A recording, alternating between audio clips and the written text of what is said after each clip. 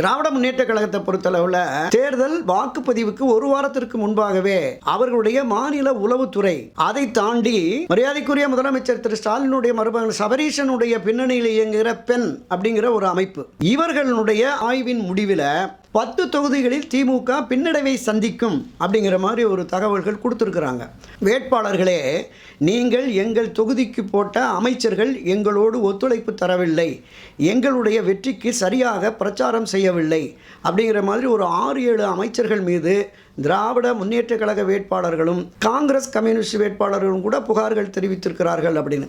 June 4ஆம் தேதி தேர்தல் முடிவு அறிவிக்கப்படும்.